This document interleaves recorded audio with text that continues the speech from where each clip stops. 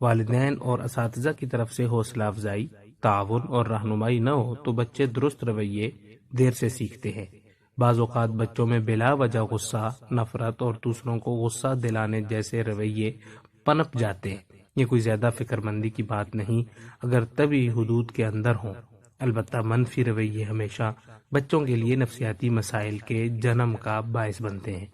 چنانچہ بچے چڑچڑے پن کے ساتھ پیش آتے ہیں اور معاشرے میں غیر مقبول رویوں کا اظہار کرتے ہیں۔ چلڈرن انسٹیٹیوٹ میں چلڈرن سائیکیٹری کی پروفیسر ہیں ڈاکٹر فوادہ ہدیہ۔ ان کی ایک تحقیق پیش خدمت ہے۔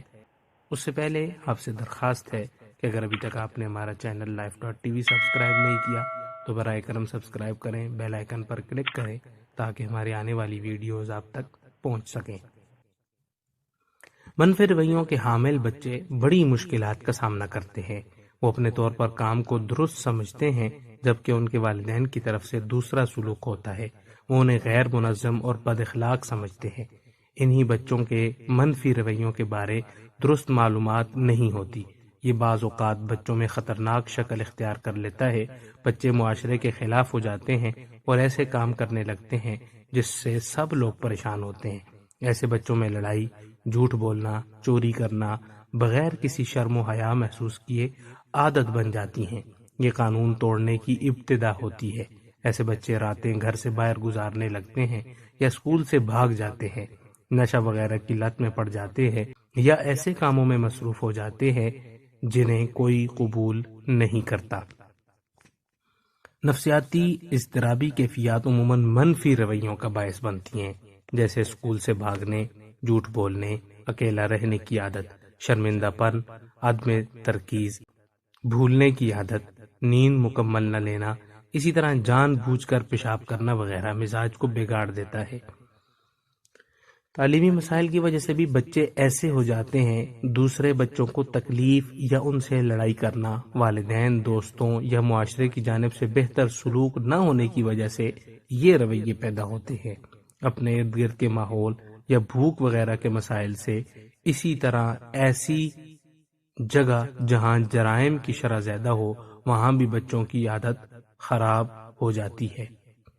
غیر مناسب سلوک، لاپرواہی، اساتذہ کی توجہ دلانے کے باوجود توجہ نہ کرنا، والدین کی بات ماننے سے انکار کرنا، انسانوں اور جانوروں کے ساتھ جارحانہ سلوک، اسلحہ کی نمائش، جسمانی تشدد کرنا، اشیاء کو نقصان پہنچانا، کسی سے تعاون نہ کرنا، آگ جلانا، چوری، جھوٹ، دھوکہ دینا، دوسروں کی اشیاء کو توڑ دینا، گھر سے بھاگ جانا، ایسے بچے عموماً 13 سال کی عمر سے قبل ہی اسکول چھوڑ دیتے ہیں۔ اکثر منفی رویوں کے اسباب کی وجہ سے بچے میں ایسی عادات پیدا ہو جاتی ہیں جو اس کے لیے نقصان دہ ثابت ہو سکتی ہیں، تو ان عادات پر کنٹرول پانے کی کوشش کرنی چاہیے۔ ایسی عادات پر 6 ماہ میں کنٹرول پایا جا سکتا ہے یا کم از کم وہ کم ہو سکتی ہیں۔ اگر منفی رویے ابتدائی درجے میں ہوں تو ان پر بآسانی قابو پایا جا سکتا ہے۔ منفی رویوں کا علاج مناسب دیکھ بھال اور ایک اچھے معاون نظام کے ساتھ کیا جا سکتا ہے۔ یہ بات ذہن میں رہے کہ علاج جتنی جلدی ہوگا اسی قدر مؤثر اور کامیاب ہوگا۔ علاج اکثر طویل مدتی نفسیاتی طرز عمل کا ہوتا ہے۔ سوچنے اور برتاؤ کے زیادہ قابل قبول طریقوں سے بچوں کو سیکھنے اور اس کی پیروی کرنے میں مدد کریں۔ کچھ معاملات میں علاج کے لیے ادویات کا استعمال بھی کیا جا سکتا ہے اور اس کے ساتھ ہونے والی کسی بھی دوسری حالت کی تشخیص کی جا سکتی ہے۔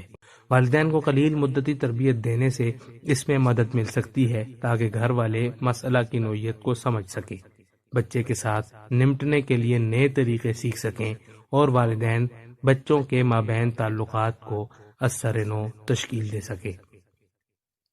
والدین کو یہ سمجھنا چاہیے کہ بچوں کے مناسب تعریف کرنی چاہیے، خصوصاً جب وہ اچھی کارکردگی کا مظاہرہ کریں گے۔ والدین کو اپنے بچوں کے حالات جاننے کے لیے اسکول سے رابطہ کرنا چاہیے کہ آیا وہ اسکول میں اسی رویہ کے حامل ہیں جیسے گھر میں رہتے ہیں۔ ایسے حالات میں بچے کو اضافی یا خصوصی تعلیم کی ضرورت ہو سکتی ہے، اس کے لیے کسی ماہر یا ڈاکٹر سے رجوع کرنا چاہیے۔ بچے کی پیدائش کے وقت سے لے کر اس کی اس کیفیت تک کے تمام مسائل کا علاج والدین سے مشورہ اور استفسار کیے بغیر ممکن نہیں۔ یہ جاننے کے بعد بچے کا مکمل چیک اپ کیا جاتا ہے، جس میں جسمانی اور اعصابی جانچ پڑتال بھی ہوتی ہے۔ اس حالت کی تشخیص میں مدد کے لیے انٹیلیجنس ٹیسٹ کیا جا سکتا ہے۔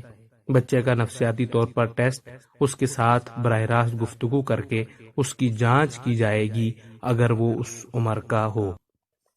تشخیص کے بعد علاج نامیاتی کیمیوتھراپی میں تقسیم کیا جاتا ہے۔ اس میں نشہ آور ادویات یا ایسی دوائیں شامل ہوتی ہیں جو اعصابی نظام کو متاثر کرتی ہیں اور اس کی کارکردگی میں مدد کرتی ہیں، اور بعض اوقات بچے کو کچھ محرکات بھی دی جاتی ہیں۔ نفسیاتی علاج بھی ایسے حالات میں کارگر ثابت ہوتا ہے جس میں ڈاکٹر بچے کو براہ راست ملتا ہے۔ اس میں بچوں کے ساتھ کھیل کود وغیرہ کے سیشن رکھے جا سکتے ہیں اور اس کے مافی ضمیر کے اظہار کے لیے اسے مواقع فراہم کیے جا سکتے ہیں۔ کئی ایسے نفسیاتی مسائل کے ڈاکٹر بھی موجود ہیں جو پوری فیملی کے لیے تعلیمی سیشن مہیا کرتے ہیں۔ بچے اپنے والدین کے ساتھ اس میں شریک ہوتے ہیں اور دونوں کو ایک دوسرے کے بارے میں جاننے کا موقع ملتا ہے۔ یہ یقینی بنانا ضروری ہے کہ زیادہ سے زیادہ بھائی بہنوں کے مابین برابر سلوک ہو اور والدین اپنے بچوں کے ساتھ برابری کا سلوک کریں۔ والدین کو زیادہ پیار اور بے جا سختی دونوں سے بچنا چاہیے، بلکہ اس میں اعتدال کی راہ اختیار کرنی چاہیے۔